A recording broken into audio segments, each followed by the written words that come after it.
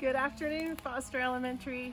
I'm going to read you Jake, the Philharmonic Dog, written by Karen Lefrak, and the illustrations are by Marcin Berensky.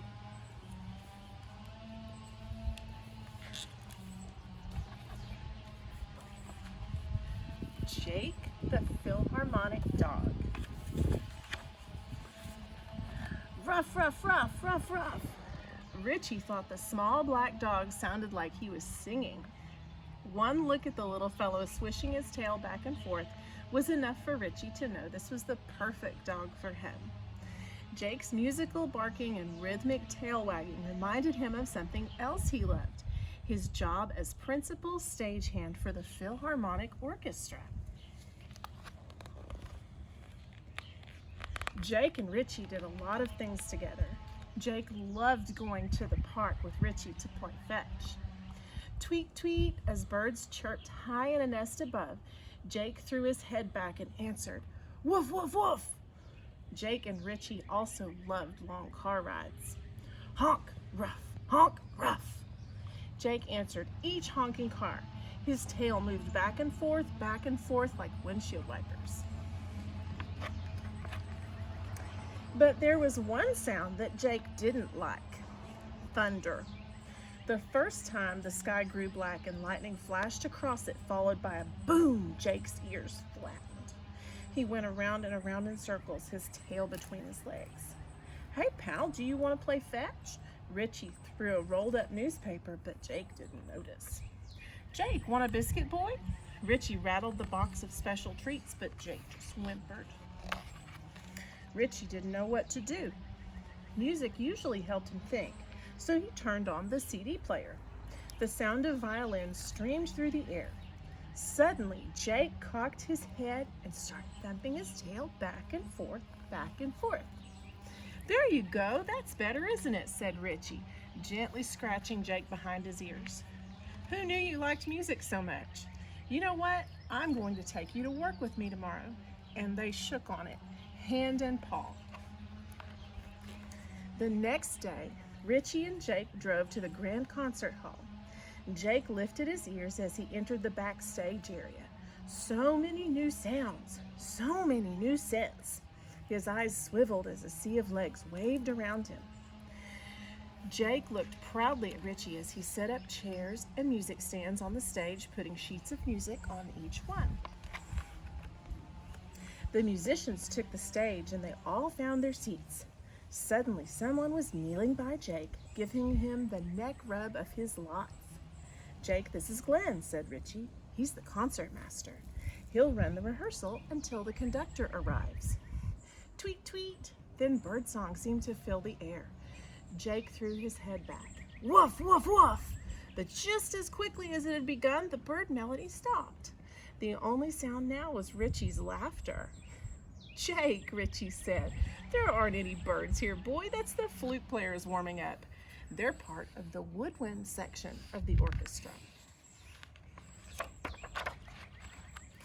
All at once, Jake heard the loudest noise.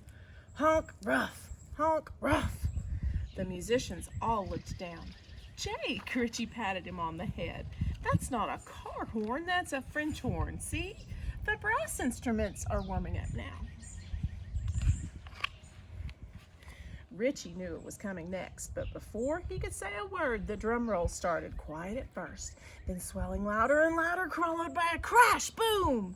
Oh, Jake whimpered. Everyone in the orchestra froze and watched wide-eyed as Jake turned quick circles off stage, his tail between his legs. Jake, it's not thunder, boy. It's not. It's just the percussion section. Richie called out, but Jake didn't stop running in circles.